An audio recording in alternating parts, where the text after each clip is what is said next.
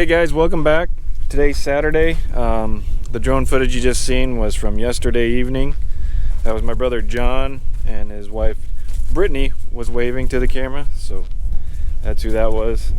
No, just to kind of further explain, just so you guys know kind of our family order, I guess. My dad's name is Steve. Then it goes my brother Tom. He was the one helping me put on the tires in the last video. And then it goes me. And then it goes baby John. There's actually 5 of us kids. We got 2 sisters. They're both married. It goes Tom, Steph, me, Anna, John. We actually all still live in the Sumner area, and so that's kind of a nice thing.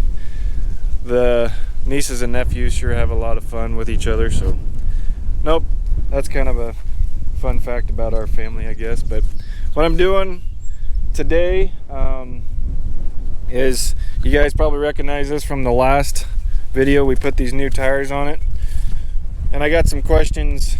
Do you have to readjust for your timing of your pivot? So if we do fertigate or chemigate through the pivot, which that means is sometimes we'll put fertilizer through it, or we'll also put chemicals. And the chemicals we usually use are insecticides or fungicides. It doesn't really work for herbicides because the volume coming out of the pivot is just way too much, and I don't know, maybe it'd work, but I mean, it's just never been, I don't think you do it that way because that'd just be too high a volume. But the volume, putting that stuff through works well. It's a good way to treat your pivot, or your what's under the pivot for fungicides. We don't treat unless if we have to. I know some guys just plant on it every year. We're usually far enough west. We're a little bit more arid than they are in the eastern part of the state, and as you go east you just get more humidity and more just a little bit wetter climate. Explains that. But when you do that, you got to have these pivots timed just right, and so every pivot's different. You got tire size, which makes a difference. These electric drives will have different ratios. Even your gearbox will even sometimes have different gear ratios. And so what I like to do is, sometimes I think they actually have formulas to actually figure that out, and then they'll put it in your panel box. But instead of me figuring all that out, I do it this way. Is I just measure off 20 feet. I'll set flags, set the pivot at 100%. That way I know it's, sometimes that percent timer on the box, even though it says 80, it might be 78 or 75. So I turn it all the way to 100 so I know exactly what that pivot's going to move. And then I basically do the math. You basically figure out how long it is from the center point all the way down to the last wheel, and then you figure out how long it takes to make a revolution. Then I write that down in the pivot panel. That way if somebody else is fertigating or chemigating, they can come look at it, say they want to run it at 50% and they want to put on 7 gallons of fertilizer, then they can do that math and figure out how long it takes to do and how long it takes to empty about 1,000 gallon or whatever, how many gallons they're going to put on. So that's what I'm going to do now. I'm going to set some flags, measure it out, kind of do some arithmetics, and then go from there. So this is a panel box of kind of a, not sure what year this would be, but they're blue now, the panel boxes. But this is how many volts. A pivot is 3-phase on electric pivots, so you usually run them 480 volts, which this one's a little bit over, but it's still within tolerance.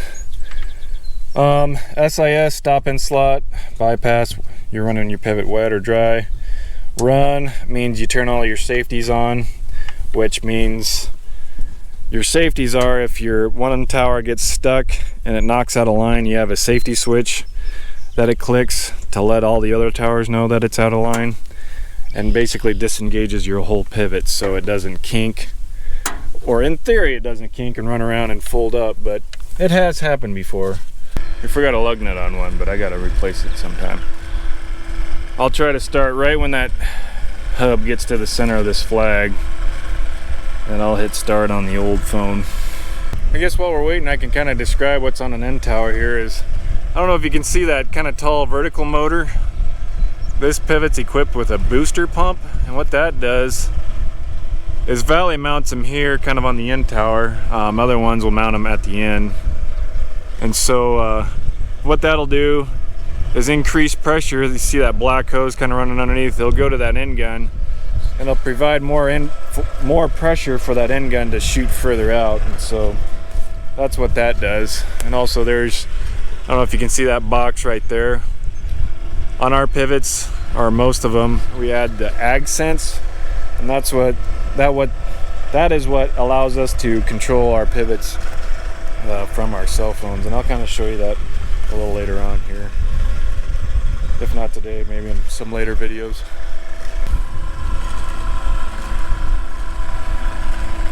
Let's go with that. It's about 2 minutes, 2:03. So what I got to do now is figure out that distance from the center point to the end tower here. But I come in and I use an app that's just basically a distance measure. Not sure if you can see it, but I can drop pins and then it'll measure it. And so far it's gotten me pretty close. So it's 1,240 feet. Okay, I got my chemigation worksheet here. I probably can't read it, but it says wheel track circumference equals 3.14 times 2 times distance from your pivot to outer wheel track equals X amount of feet. Equals 7,787.2 feet for that. That's how many feet is in that end tower circle. 10 feet a minute. All right, so it takes 778 minutes, 0.7, if you're getting technical with me. Divide that by 60 minutes in an hour. It's gonna take it 13 hours for that puppy to make a full revolution. So what I'm gonna do is write that in that panel box so it's there permanently, because if I leave it in my phone, or I'll still forget what I do with it. So I always make it a point to write it in the panel box, that way it's there for somebody else, whoever comes out and fertigates or chemigates or whatever. So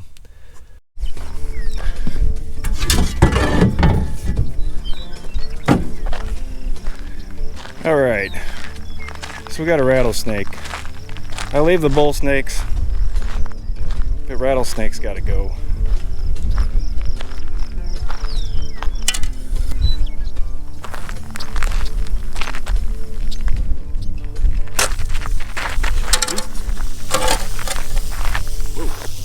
He's angry. He's angry. That's a bad shot.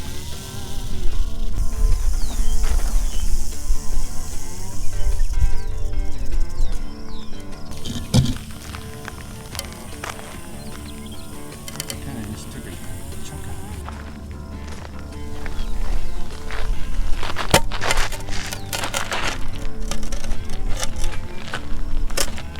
it. Got him. Somehow at the same swipe, I got his rattlers. 1, 2, 3, 4, 5, 6, 7, 8. It's freaky as how long they kind of still move after you kill them. Goofy.